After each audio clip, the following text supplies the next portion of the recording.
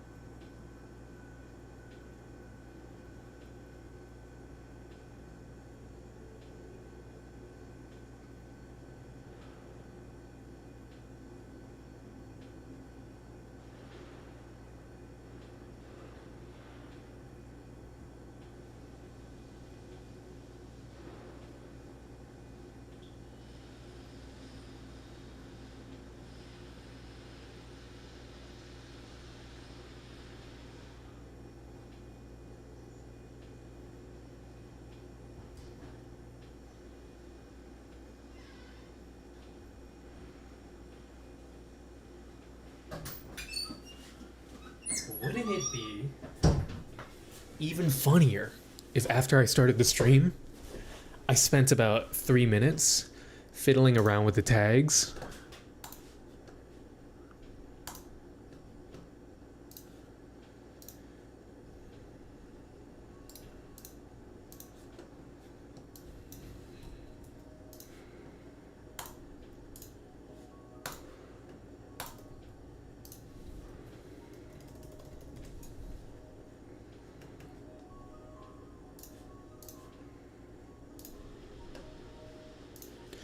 Honest to God, I don't know if tags help at all. I'm getting 0 views. I have 0 viewers. I guess it's because nobody... 1, probably my thumbnails. I can work on my thumbnails. 2, who the hell wants to watch someone study? So let's change our to-do list. We did the review session. Actually not that helpful. And you want to know why? Not at the fault of the lecturer, but at the fault of me. Because I already read this shit, bro. I already read it. So she was just going through the sections in the book, and I was like, bruh, already know that. Bruh, uniformly continuous, already know the requirements for that. Cauchy criterion for sequences of functions, already know, bro. F of n minus f of m of x is less than or equal to epsilon. Less than epsilon. Whoosh. For all n and m, which is greater than or equal to n, where n is some integer. Whoosh! Get the fuck out of here. I know all these definitions and proofs and shit. So, yeah. Anyways. So, what are we doing today, guys? Well, you already know what we're doing. I don't even have to talk about it, okay? Because we are finishing up both of these midterms. Yes, that's right. Both. So we're going to go through midterm 1 and then go through midterm 2. Luckily, midterm 2 is shorter. And I remember more about midterm 2 because it was closer than midterm 1. Midterm 1 is like totally a blast from the fucking past, right? It's like, what the fuck am I looking at, bro? What am I looking at? Yo, ain't no way. What the fuck? Oh, wait, I can like... What the fuck? Yeah, simulate. Simulated. You guys see this? My hairline is like not straight, so I cut this part because usually my hairline like bends down here. So I cut this part out, but I haven't cut this in a while, so it looks really strange actually. It looks weird. If I pulled it up too, then you'd actually see, but because it's not being pulled up, it looks really strange. But because my hair is long, I can part it and then you don't even notice it. So, but yeah, I gotta fix that. Anyways, let's put up this book. This book we're not using right now. Okay.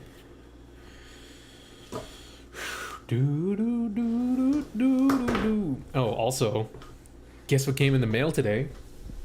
These nuts. Ha, got him. Nope.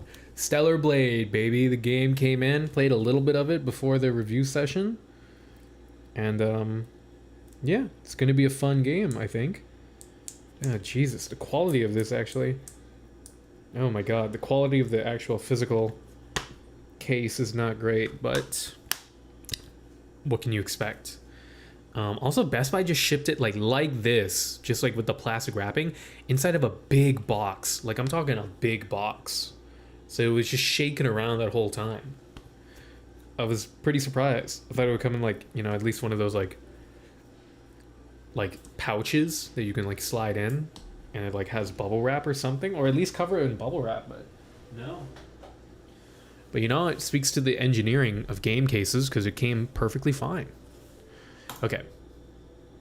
So, where we left off was with 5A, I'm pretty sure, where with 5A, what was the conclusion? The conclusion was that we have to show this. So what we did, right, was we took some A, which is in the set A, and then because beta, so we defined a supremum B, which is beta, supremum of A, which is alpha, and we took some A, and because beta is a supremum of B, and B is such that an element is 1 over A, then we had that beta is going to be greater than or equal to 1 over A, because it's greater than or equal to B, which is in the set, so you just plug in 1 over A, and then you can switch around A and beta, right? And then you have A is going to be greater than or equal to 1 over beta, so then 1 over beta is a lower bound, because A is greater than it, so it's a lower bound, so any A is above it. 1 over beta is a lower bound. So, because infimum is defined as the least lower bound, pretty much, right? And because this holds for all A, which can be any value, then you set alpha, which is less than or equal to A, so you can plug alpha in, so then you get alpha is greater than or equal to 1 over beta. So then, this basically shows you that you got that for alpha. You have that relationship. Alpha is greater than or equal to 1 over beta. Now you need to do beta is less than or equal to something with alpha, so you can show that they're equal, right? So then we take, since alpha is less than or equal to A, then we can say that alpha is less than or equal to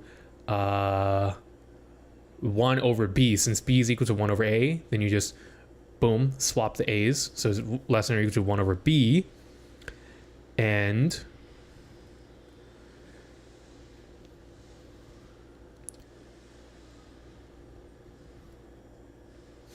because beta is the supremum of B, then you can, I forget how to, I really forget what you do for that. Oh, then you just say that B is less than or equal to 1 over alpha. And then B, so don't show me the rest. B is less than or equal to 1 over alpha. So then that shows that 1 over alpha is an upper bound. And since the supremum of B is defined as the least upper bound, then you can replace B with beta, and then beta is less than or equal to 1 over alpha, right? Yes. Yes. Yes. Okay. Now we're on to B. No pun intended. Holy shit. It's 5:11 p.m., brother. Do I have to go to the gym tomorrow? Let's see.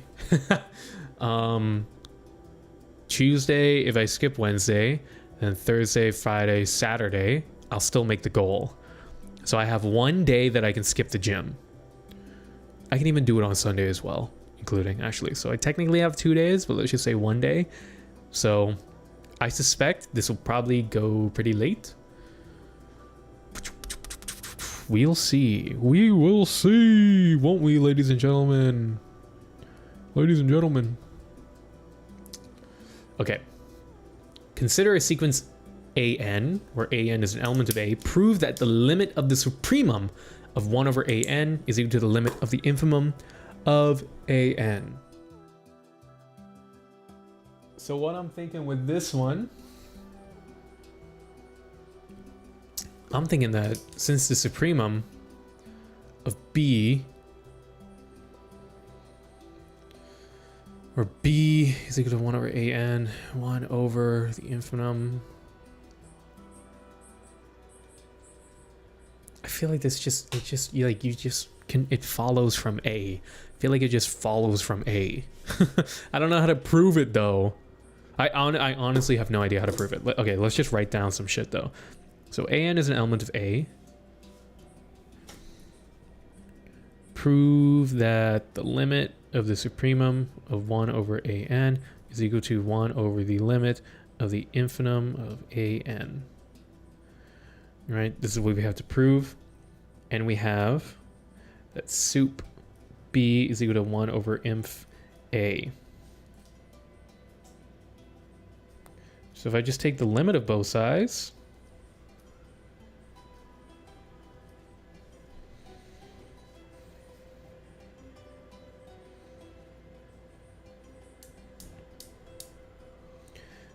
and by definition of b, where b is equal to 1 over a, for some a which is an element of this, then it follows that b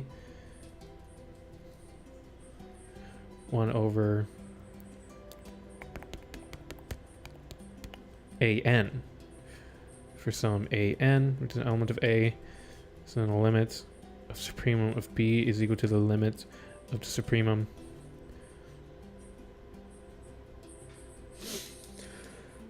I need to connect b with this individual thing.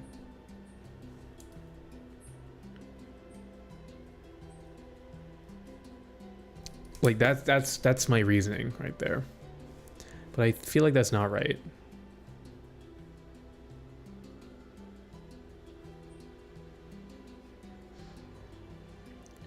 If you define bn is equal to 1 over an. Okay, I kind of did that, but I didn't have bn, I did b.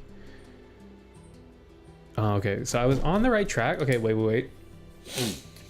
As in the definition of lim sup and lim inf, let yn equal to the supremum of bk, Burger King? Such that k is greater than or equal to n, and xn is equal to the infimum of ak, such that k is greater than or equal to n. Then, because of part a, yn, which is the supremum of this sequence of bk's, is equal to 1 over xn. Hence, by algebraic limit theorem, you apply the limits on both sides. Hence, by definition of lim sup and lim inf. Oh. Okay, actually pretty straightforward. So you define bn, which is equal to 1 over an. Then define a sequence yn. So you let the supremum of b n be equal to sequence yn,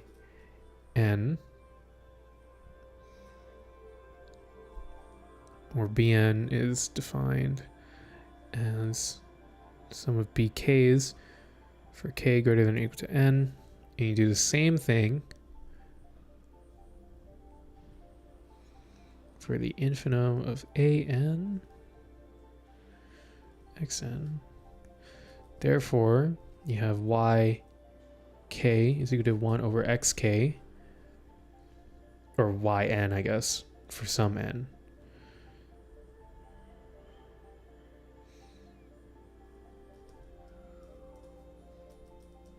The limits of yn is equal to 1 over the limits of xn, which is then just the limit of supremum of bn, which is equal to 1 over the limit of the infimum of an. Okay, that's relatively straightforward.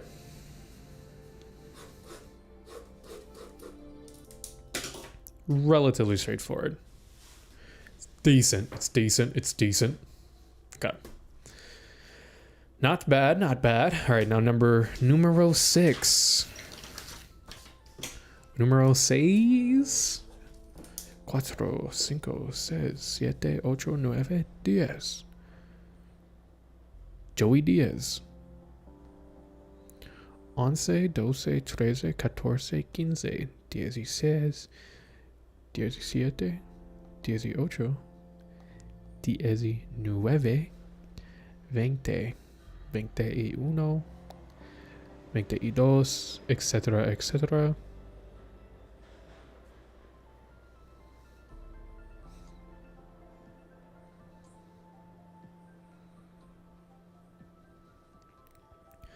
Do do do do do do do.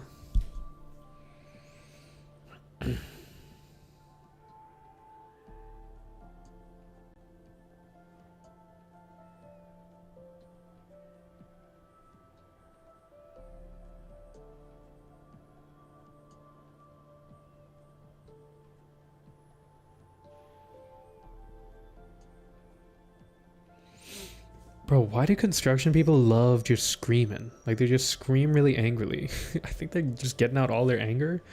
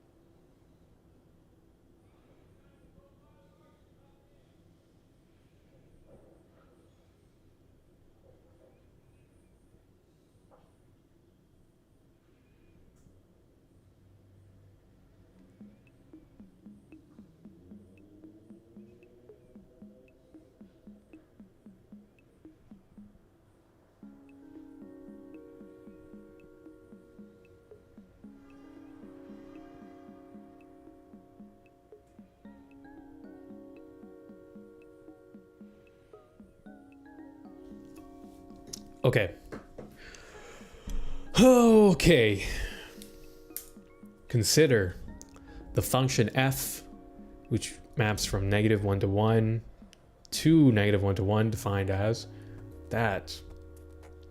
Is it 1 to 1? Well, to see if this function is 1 to 1, then for some input,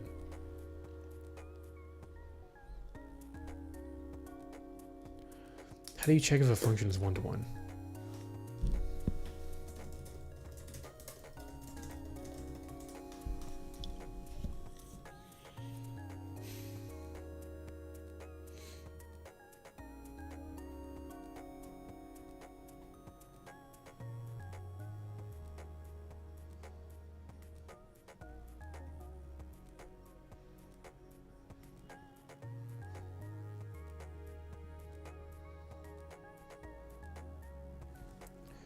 f of x1 is equal to x2.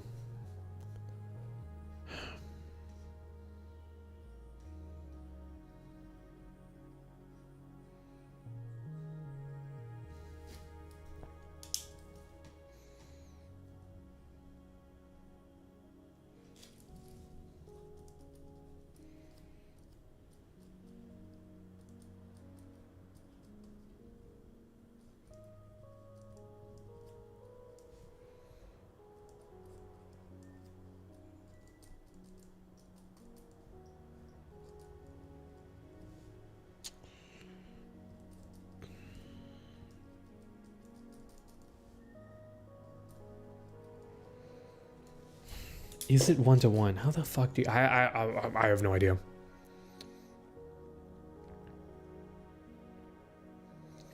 F of x is equal to f of y. Okay.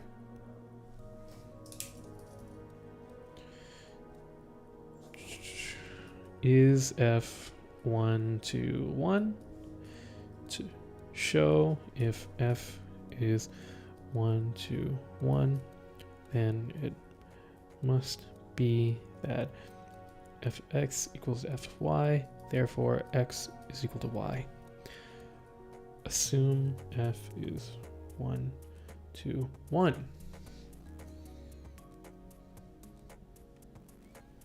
Then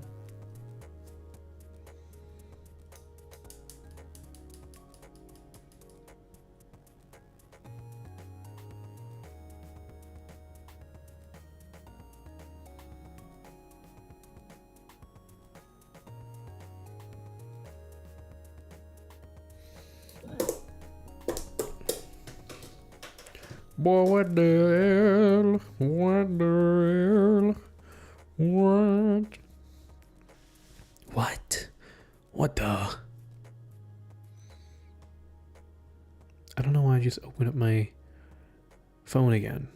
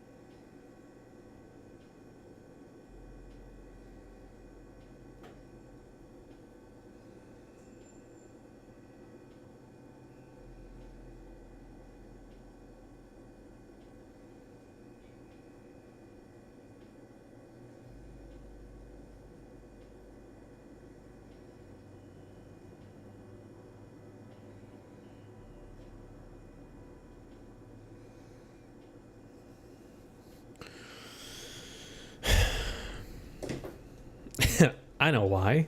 It's because I have this goddamn thing in front of me. Put it behind me. Okay.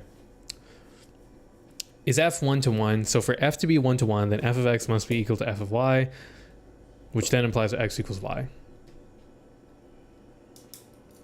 So assume f is 1 to 1, and that f of x equals f of y, which equals to b. So b is equal to negative 1 over n.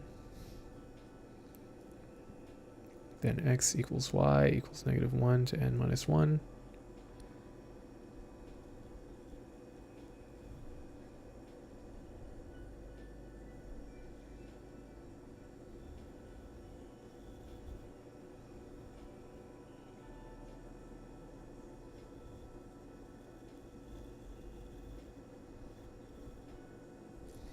What?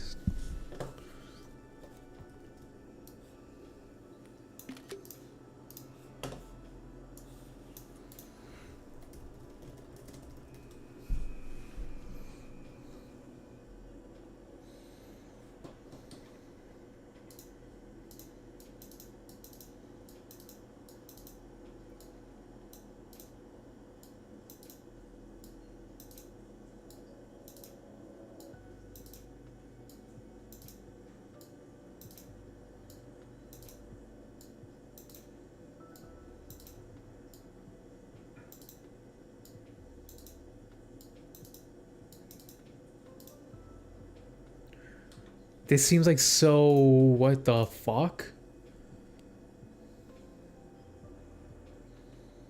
This seems so circular.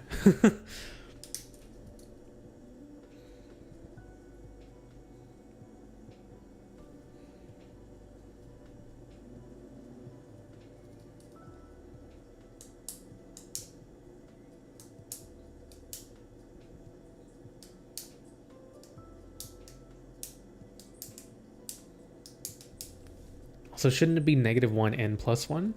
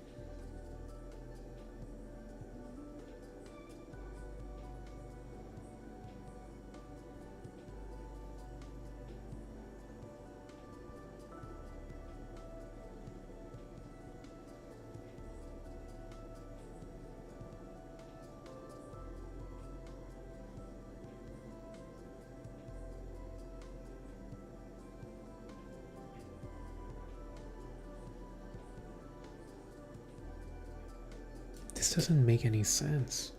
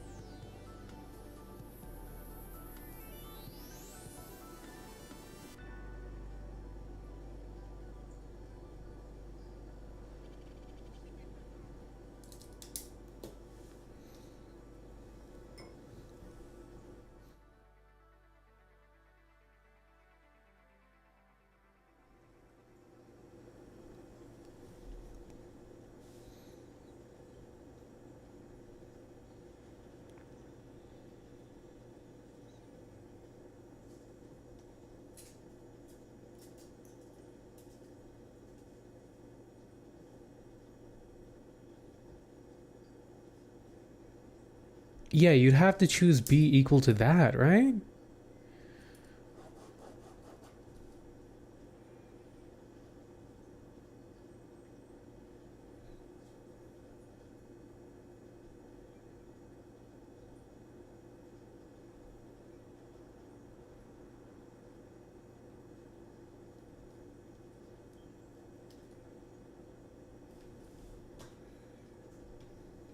I'm not going crazy. The choice for b is fucking insane here. Because you're saying f of x equals f of y and their outputs are equal to b. How can their outputs be equal to negative 1 over n? This is only if the choice of x and y is going to be equal to this. The output b has to be equal to this. This is wrong. Then x and y has to be equal to negative 1 n plus 1. This is just fucked up. This is just mixed up. No, the x and y have to be equal to negative 1 over n.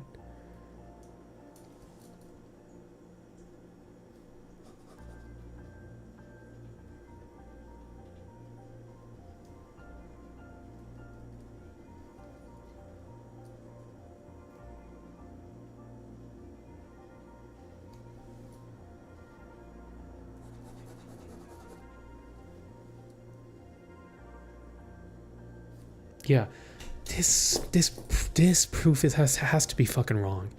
Oh my god, that's actually it's very tilting. Okay, that kind of shit is very tilting because I'm trying to use this to learn, and then it's like it's like beyond fucked up. It's like beyond fucked up. It's levels of fucked up beyond even figuring it out. But I'm pretty sure the way that this works is actually factual. I'm pretty sure the way that ChatGPT is describing it is factual because this makes more sense. If f of x equals f of y equals b, for it to be 1 to 1, then choosing b, which is equal to negative 1 n plus 1, for f of x to be equal to f of y, then it must be true that x equals y, which is equal to negative 1 over n. Thus, f is 1 to 1.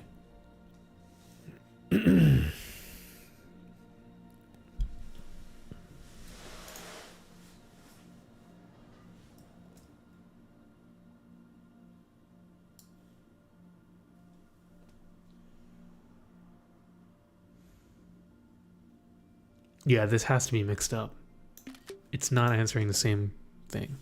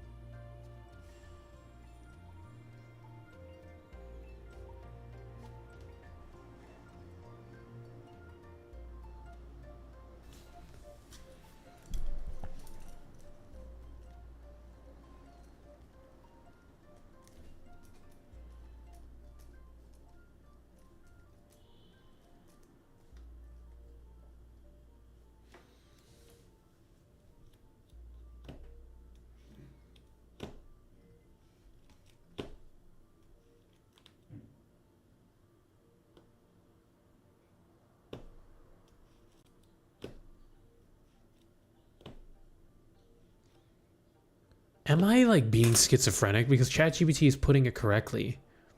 But this is not. What the fuck? Okay.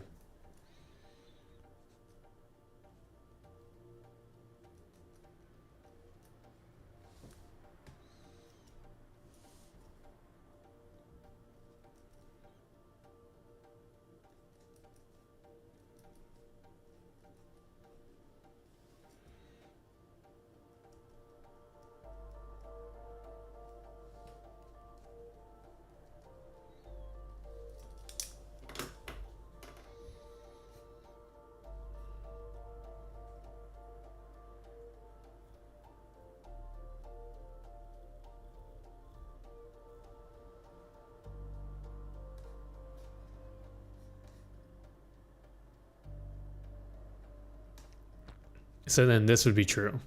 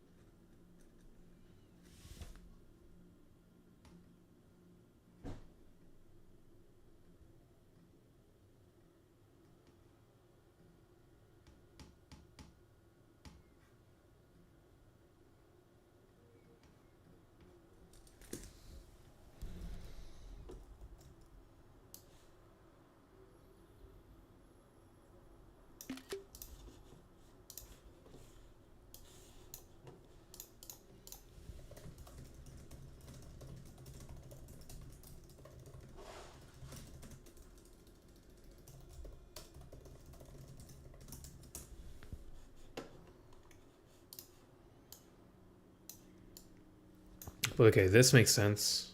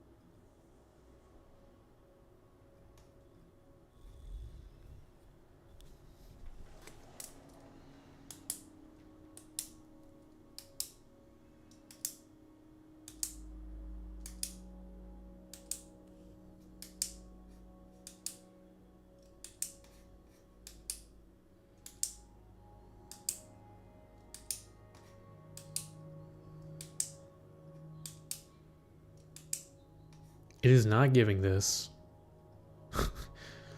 Why is ChatGPT just inserting the correct things? It's weird. It's just acting strange.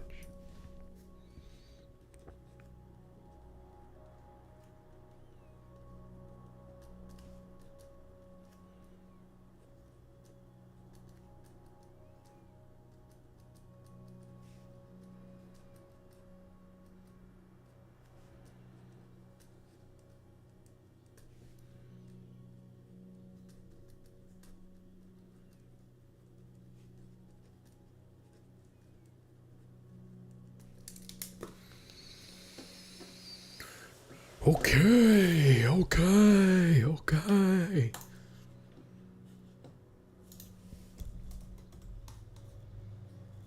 Let me graph this. What is it? 10 pi over 2x.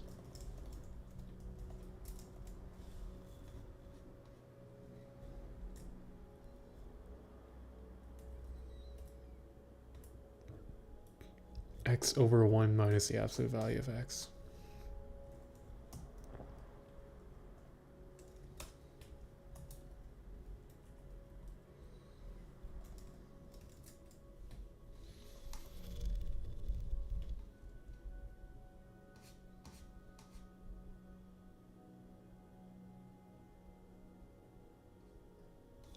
Okay.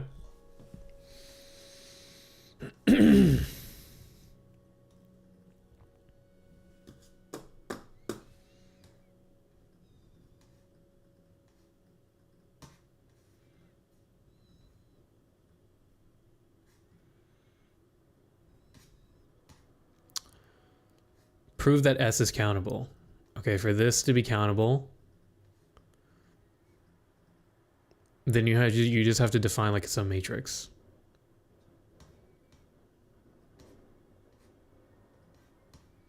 I'm pretty sure the answer that I did was completely correct. Hold on, let me get my midterm.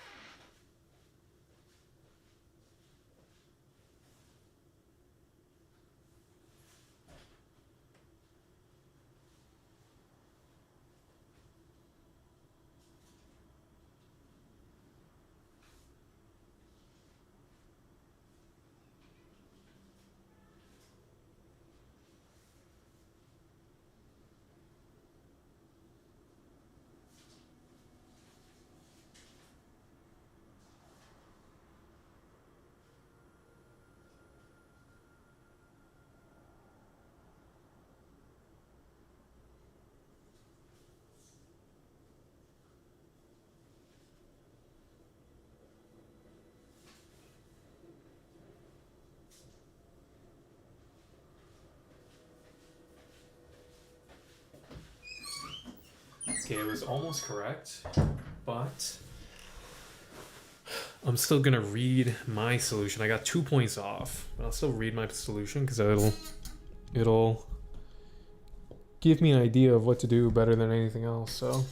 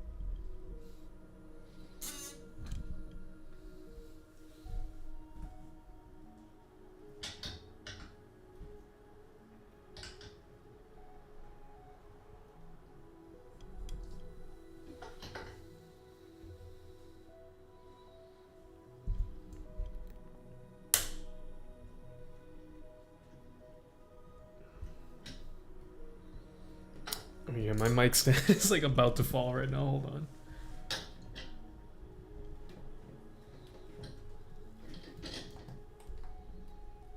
Oh, wait.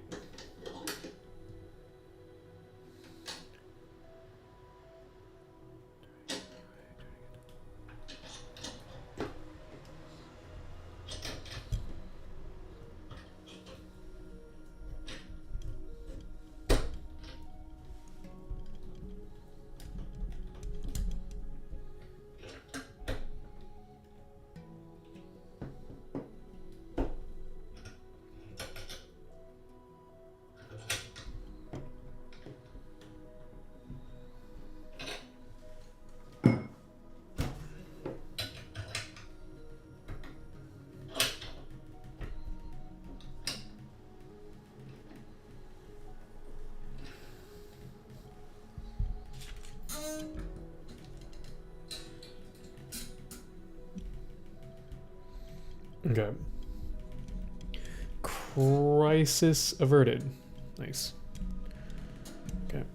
Now it's fine. Yes. Okay. Okay. So what I said was you take some fixed AN, then consider some BI, which AN is paired with. Call a set that contains this SN, or SN is equal to AN BI. This SN forms a countable infinite set. Taking the infinite union of all the sets of Sn, then we get an infinite grid. Since the union of countable sets is also countable, then S is by construction countable. Yeah, okay.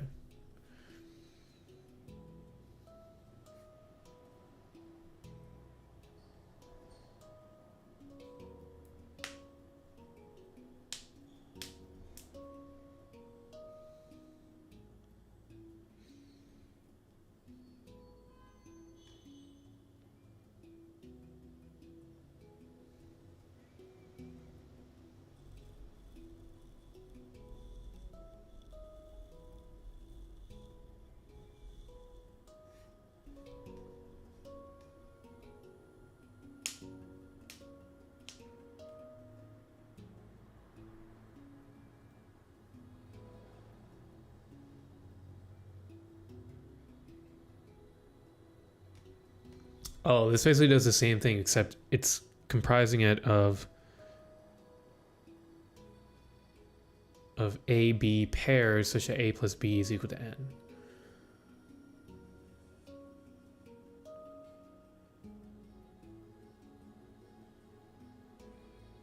Oh, okay. So what I did, 7. But I like what I did though.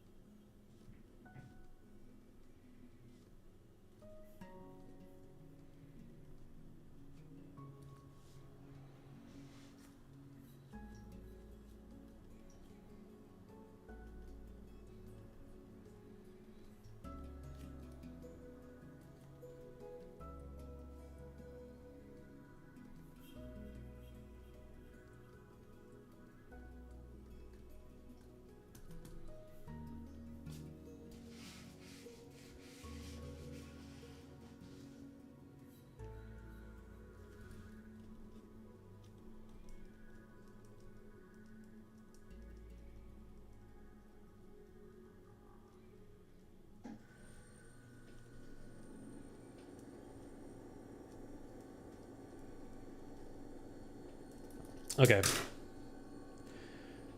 Technically, I overcounted for it, so they took off 2 points because I was overcounting. Okay. And the more the merrier, brother. Don't fucking tell me I'm overcounting, bruh. Fuck you. You're over scrutinizing. Okay, how about them apples? But yeah, okay. 7 makes sense. Okay. So that's midterm 1. Done with. Would you look at that? Amazing. Amazing. Midterm 1 done with. Now we gotta go on to midterm 2. Oh, I'm just not... It's smaller. It's actually a lot shorter. This is only 5 pages. Midterm 1 was what? Fucking 7 pages? Brother. Brother. What?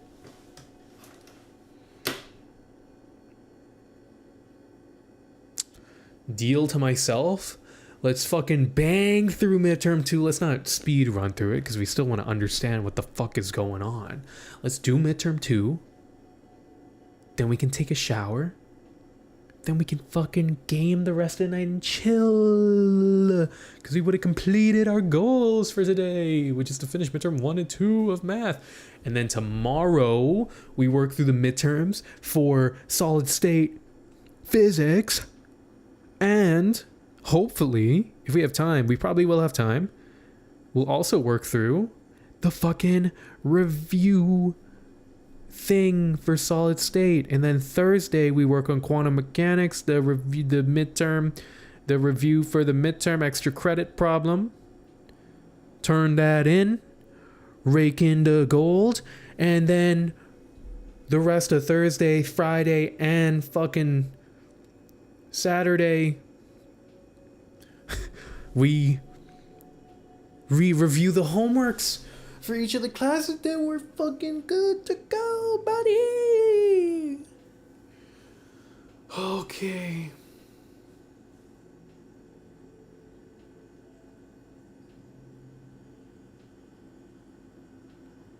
Oh, I forgot midterm 2 was dealing with fucking open covers and shit like that. Fuck open covers, bro.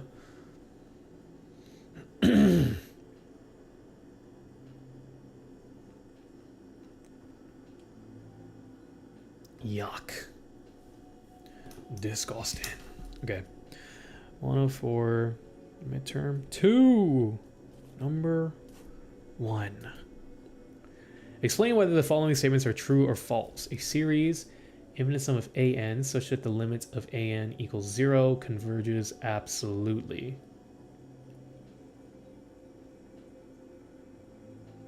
Yeah. Should be true.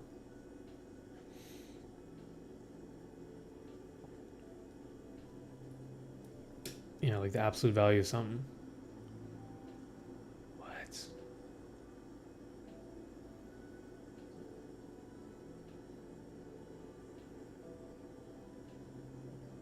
Don't we just have to come up with one fucking example, though?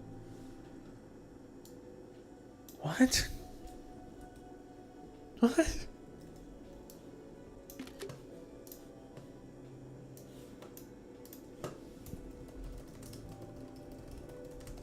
I think the question is poorly worded.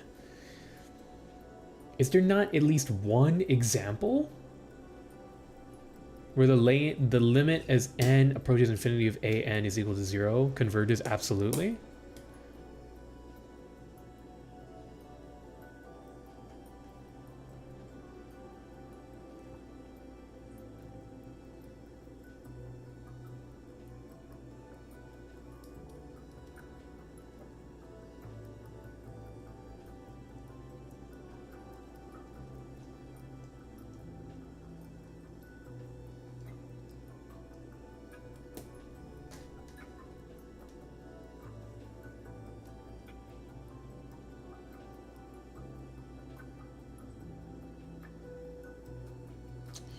They should have said that all series of this form such that the limit is converge absolutely.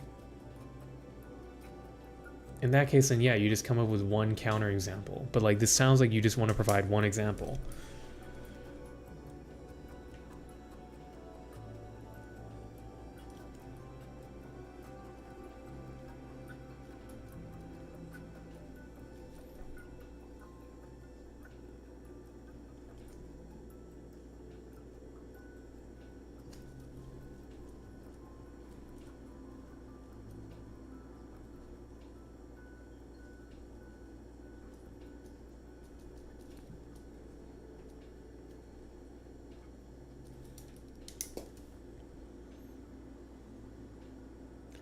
For any epsilon greater than 0, there exists a finite subset that covers the set 0, 1.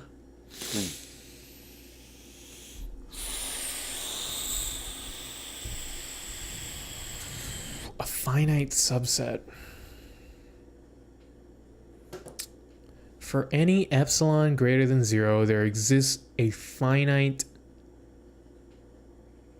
subset of the epsilon neighborhood of X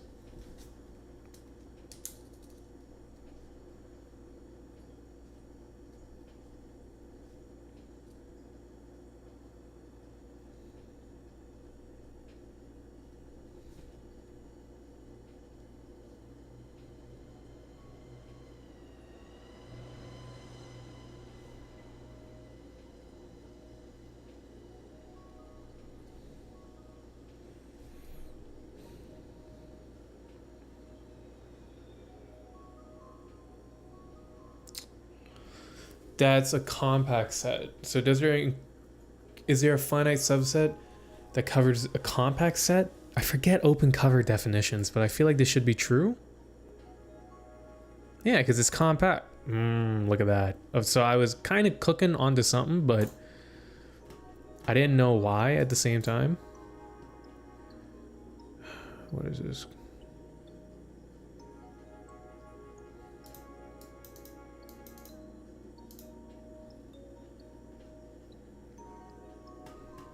Open and close covers, right?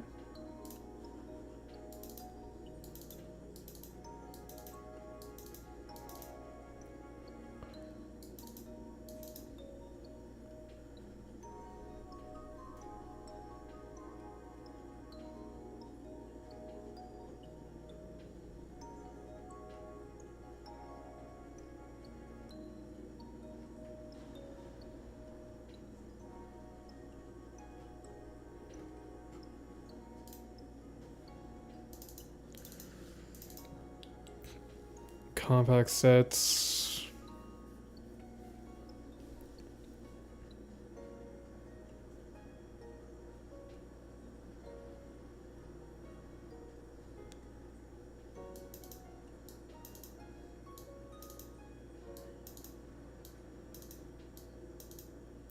Given an open cover for a finite subcover, a finite subcollection of open sets from the original open cover whose union still manages to come. A finite subcover is a finite subcollection of open sets.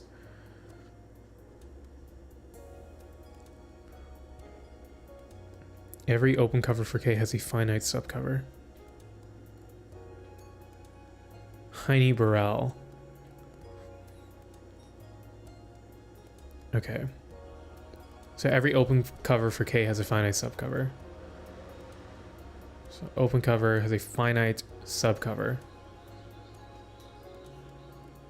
If K is compact, yes, okay. True. Since 0 to 1 is compact by Heine Burrell, then every open cover for 0, 1 has a finite subcover. Wish they could just put that there. The counter set is open and bounded. It is not open and bounded. It is closed and bounded. It is compact. And it's closed because it contains its endpoints. Yes.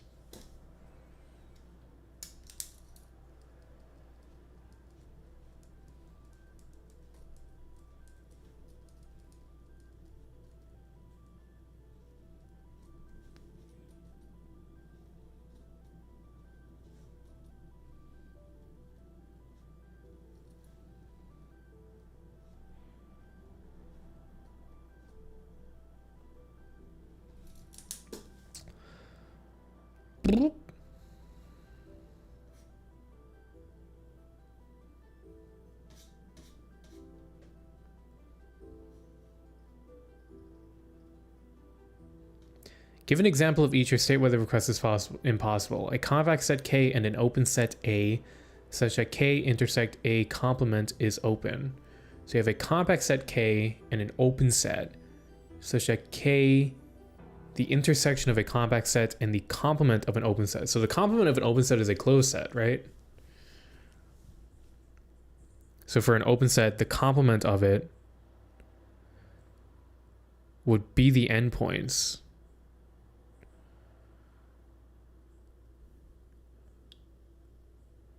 Compact set K.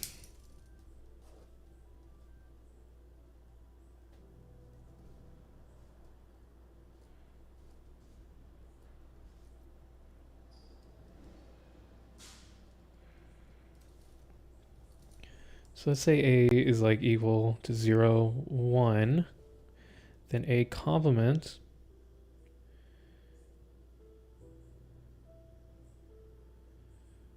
is like negative infinity to 0, including 0. Union 1 to infinity. That's what. And then K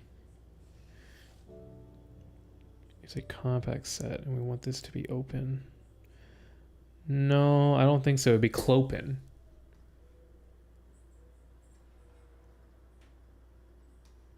Yeah. Okay, only when it's the empty set.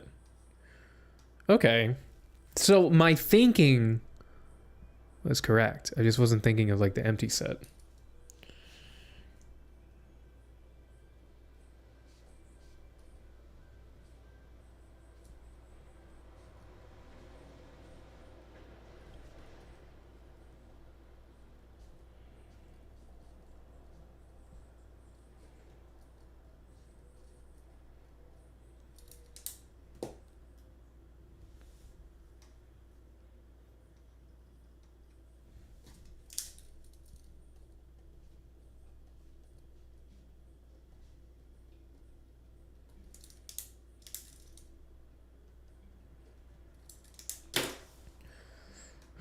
Is he empty?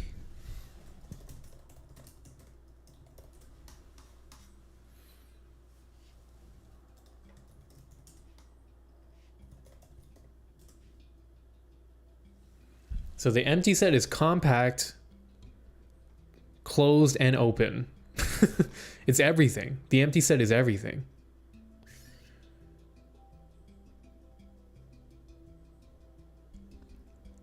It's closed, it's open.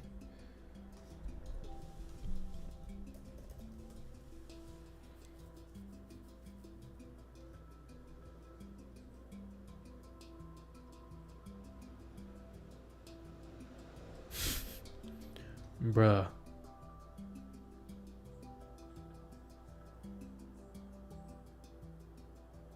The empty set is everything. It's literally fucking everything. So, okay. An infinite sequence of nested, non-empty... So, wait. I'm actually curious. I feel like I got that one wrong on the second midterm, but I feel like at the same time, I was like really close to the actual correct fucking answer.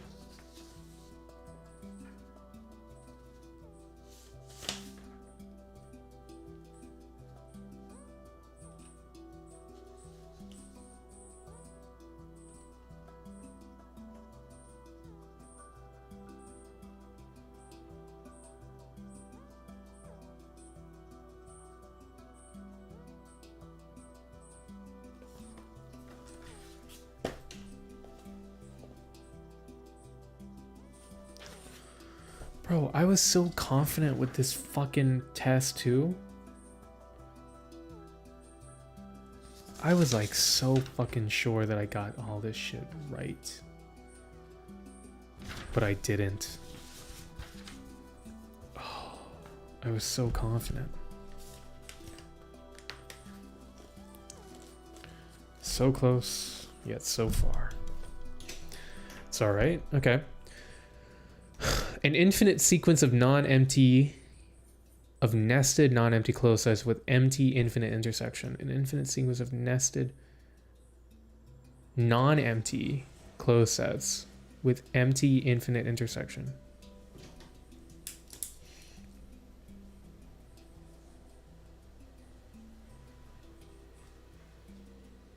I don't need to write down the question again. An infinite sequence of nested non-empty closed sets with empty infinite intersection.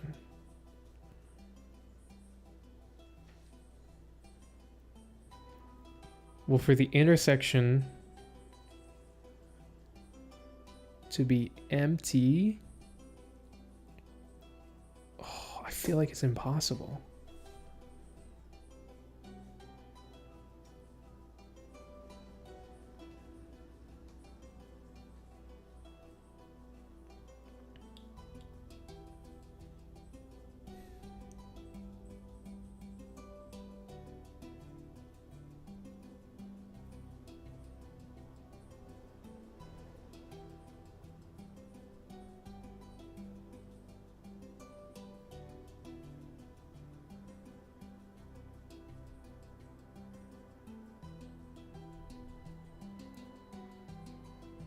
Why is this true? What?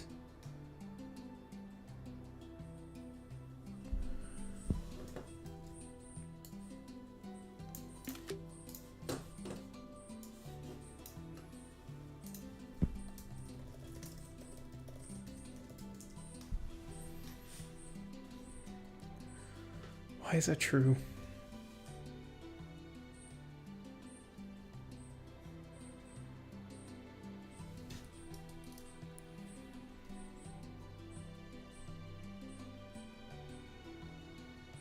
Oh, for n equals 1, it'll go from 1. From n equals 2, it'll go from 2 to infinity.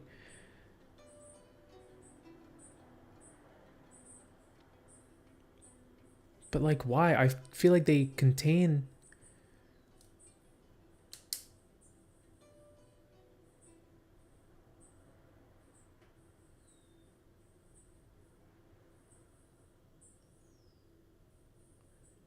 Oh, but they're common to all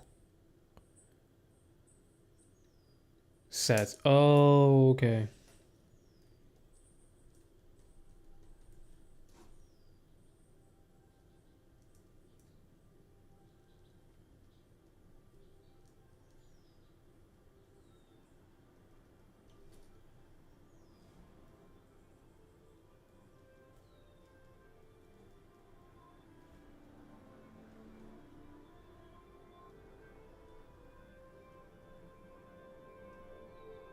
Okay, that kind of makes sense.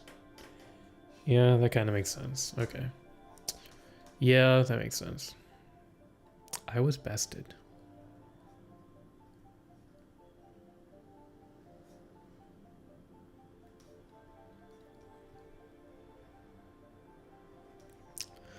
An open cover of 0, 1 that does not contain a finite subcover of 0, 1.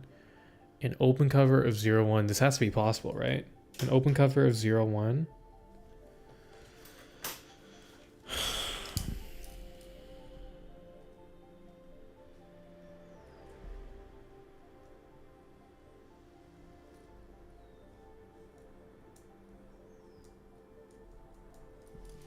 Right, because Heine-Borel is that K is compact, so K is closed and bounded, so every open cover for K has a finite subcover. But if you make an open cover,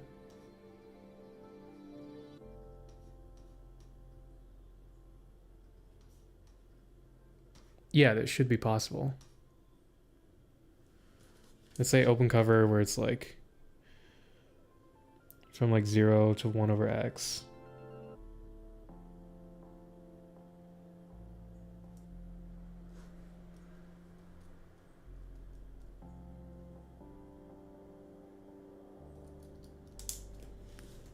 Because a finite, given an open cover for A, finite subcover is a finite sub collection of open sets from the original open cover whose union still manages to completely Cover A.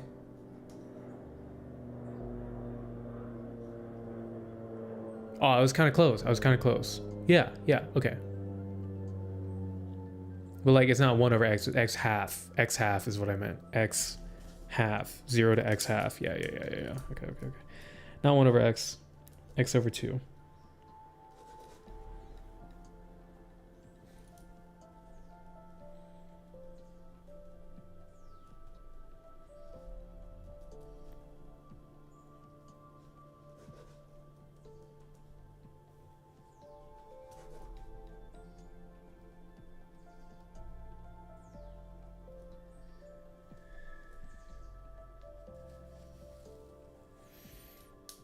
Yeah.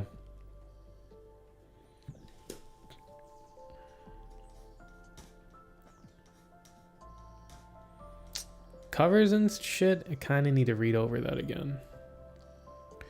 A sequence xn satisfying 0 less than xn such that that diverges.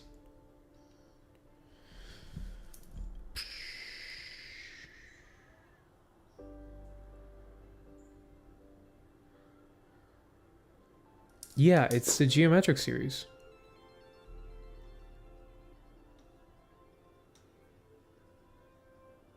I mean, not geometric, but harmonic series.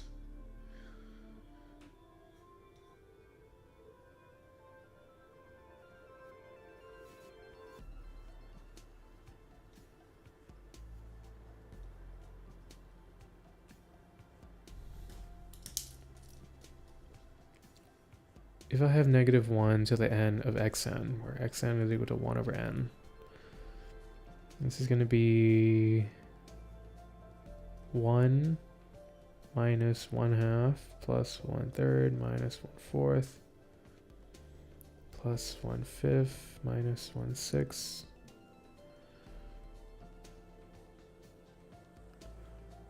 I guess this would converge eventually, probably.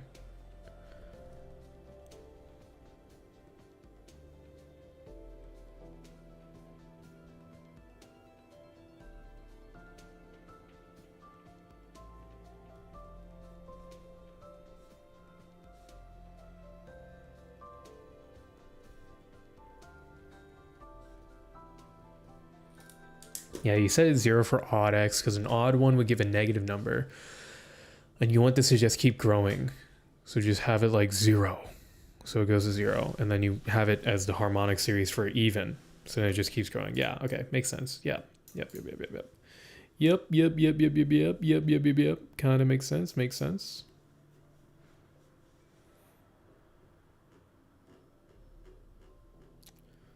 Okay, we're almost done, guys. We're almost done. We're almost done. Is the following series absolutely convergent? Okay, so you need to come up with what this is. So this is just the alternating series of 1 over n factorial. So this is 1 over n factorial times negative 1 to the n. Is this absolutely convergent? So I completely forget how to check for absolute convergence. So let's see.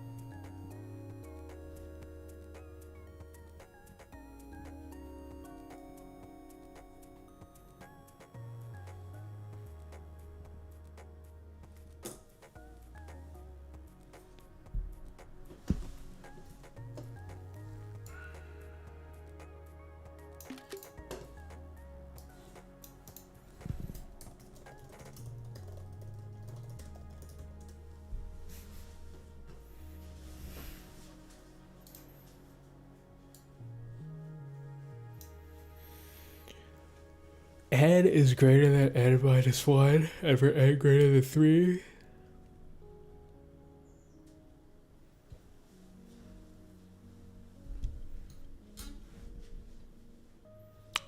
Not understanding this.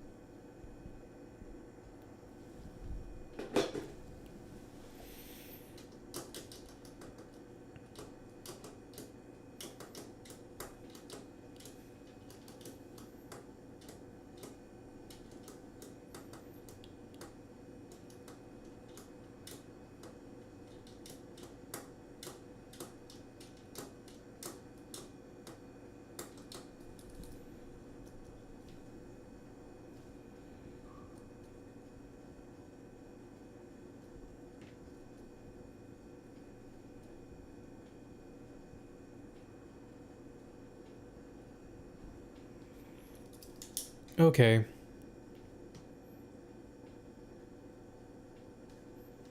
Does this converge? If not, does it diverge to infinity? Okay, let's see. That's A.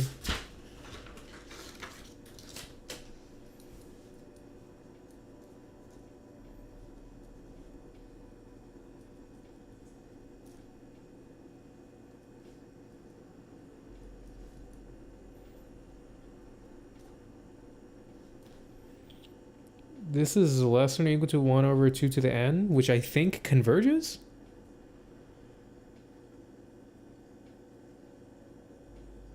Yeah, okay. Simple. I actually got that right. Okay. This is actually less than 2 over 2n, and then 2 over 1 to the 2n converges, since 1 over 2 to the n is a geometric series with r less than 1.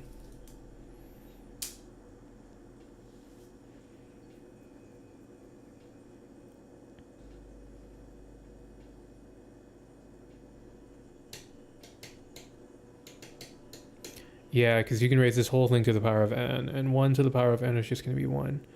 Boom! Look at that. We fucking solved that real easy, boy. Okay, time for 4. Oh my god, dude. Oh my god. Oh my god, skibbity riz. Oh my Ohio. I haven't done problems this annoying since I went to school in Ohio. Yeah. What is this on my face? What the fuck is this? It's just my face. Wow. Yeah, it's just my face. Nice. It's good to know. Good to know. Number 4, prove that a non-empty connected set K is compact if and only if the infimum of K is a part of K and the supremum of K is a part of K. Well, assuming K is compact, then it's closed and bounded by some theorem. And since it's closed and bounded, then it contains, not only does it contain all of its limit points, but that's not the important part, but all bounded sets have an infimum and supremum.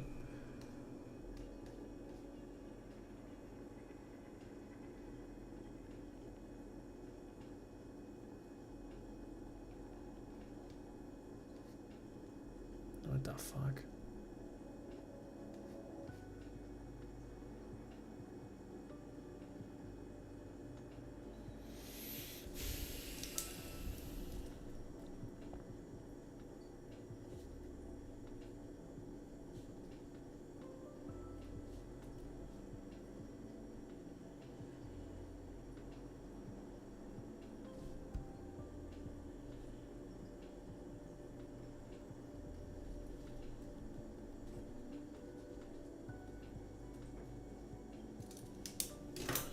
This pen is dying, so it's going to trigger me when it keeps running out of ink. But for the proof on that side, K is compact, therefore it's bounded.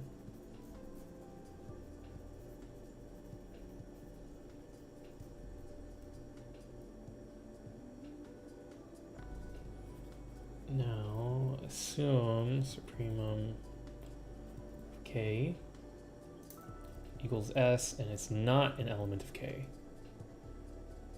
By Heine-Borel theorem, compact sets are closed. A supremum of K must not be a limit point of K. By the definition of a limit point, there exists an epsilon. I feel like I fucking got this one right, dude.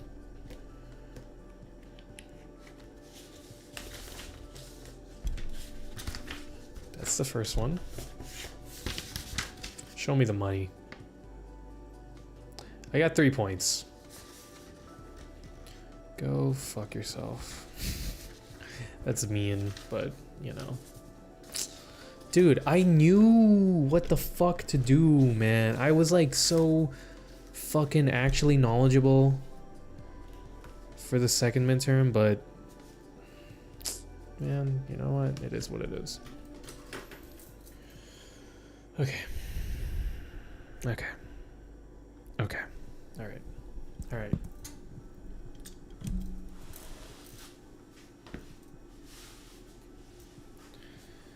Since K is compact, it's closed and thus has its limit points.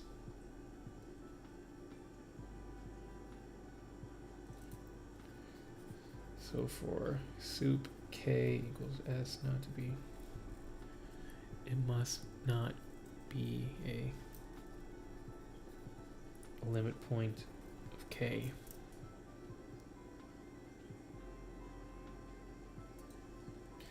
This means that there exists an epsilon greater than 0 such that the epsilon neighborhood of S intersecting K is equal to the empty sets, meaning that for any X,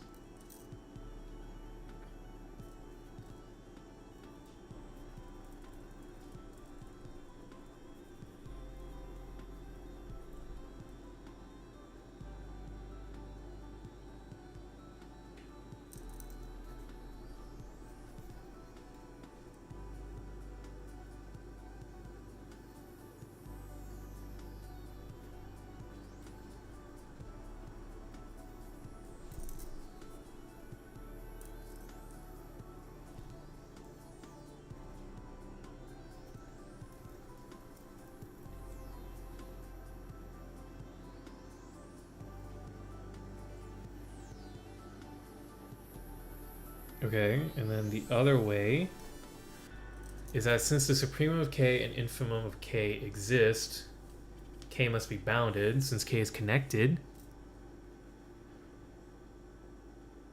the infimum and supremum are subsets of k, and by definition of sub and sup and inf, the reverse is true.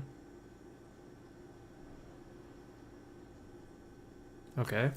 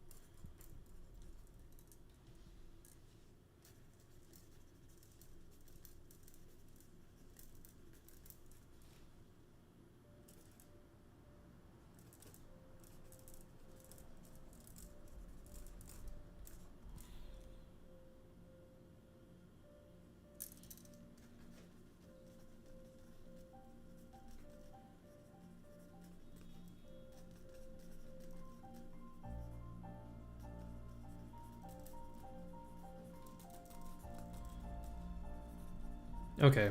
Yeah, this makes sense. This just makes sense. Oh, and this is the last one, guys. Then we're done for today. God damn, brother. I'm getting sweaty. My hands are, at least. My hands are getting sweaty. My hands. All my hands are getting sweaty. Prove that a finite union of compact sets is compact. A finite union of compact sets is compact.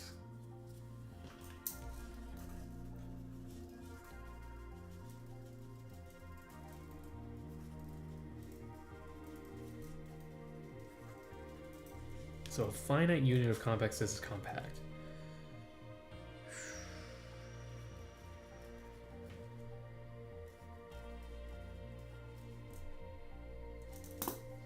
I guess because in... Okay, so we have to argue that a finite union of compact sets is going to be closed and bounded. So we have to say that a finite union from n equals 1 to n of k n is closed and bounded. For it to be closed, it has to contain all limit points, and for it to be bounded, this means that there exists a supremum and infimum. That's about it.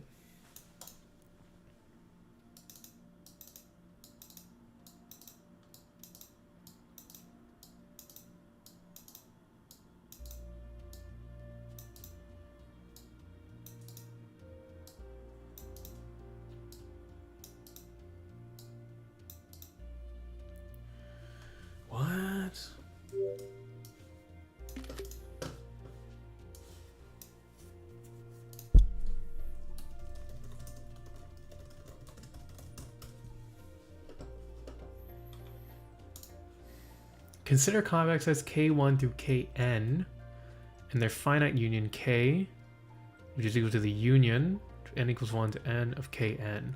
We will show that k is compact. Okay, so you define this as k. So consider a sequence. So consider xn, which is an element of k.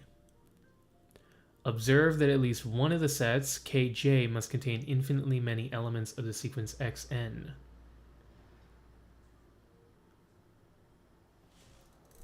So then there exists kj, which contains xnk, some subsequence.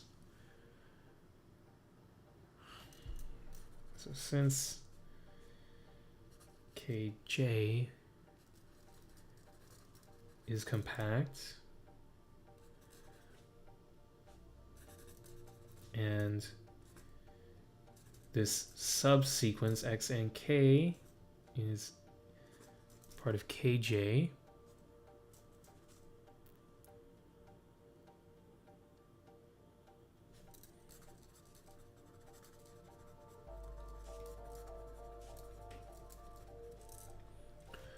There exists another subsequence of x and k that converges to a point x, which is an element of kj, which is a part of k. That is that x and k converges to x, which is an element of kj, which is a subset of k.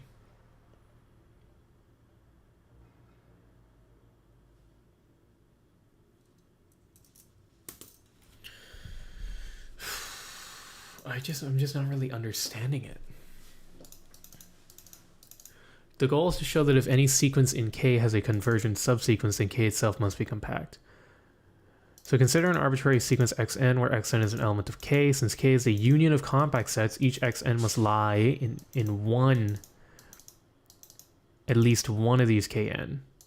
Because there are infinitely many terms in the sequence xn and only finitely many sets kn, by the pigeonhole principle, at least one of these sets, say kj, must contain infinitely many terms in the sequence. So denote this subsequence as xnk. So basically we're saying that we have this sequence xn, which is a part of k, so then there must exist some subsequence xnk, which is contained in one of these k's. Since kj is compact, so it's a union of compact sets, so since it's compact, thus the subsequence x and k must have another subsequence which converges.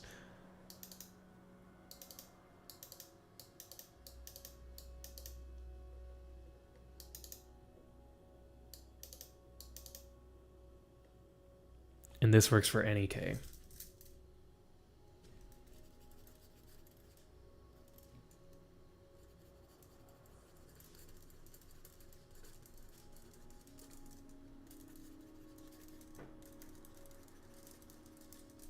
Thus it is compact. Okay, that kind of makes sense.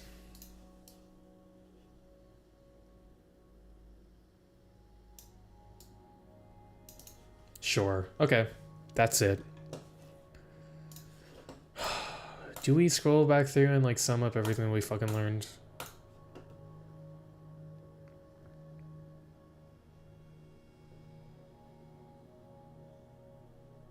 I'm not gonna lie, I already kind of forgot this. So we're gonna do the same thing we did last time, which is that we will sum up everything tomorrow.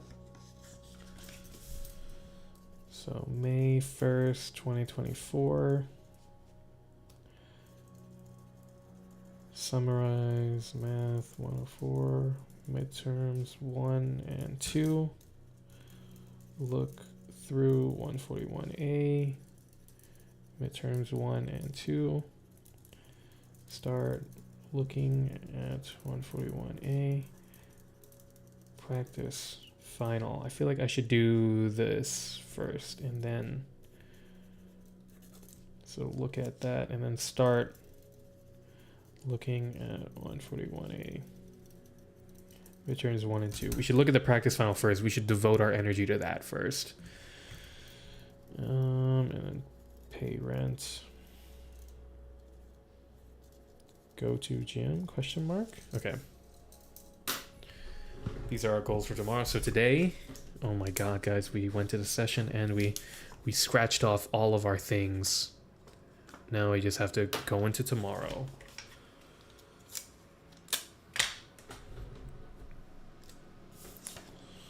But yeah, tomorrow we'll summarize everything that we learned today. Because I'm just too tilted right now. I'm too tilted and too on edge to be able to like cogently summarize everything that we just went through. So I'm just gonna drag these over here. No more Minecraft for you guys. We are peacing out, okay? I'm peacing out, at least. Alright, guys. Well, that's it from me. See you tomorrow for day 9 of Premium Life, where we will study solid state physics. We're covering the whole range, okay? We did quantum mechanics yesterday, math today, solid state physics tomorrow. Holy hell, what else are we gonna do?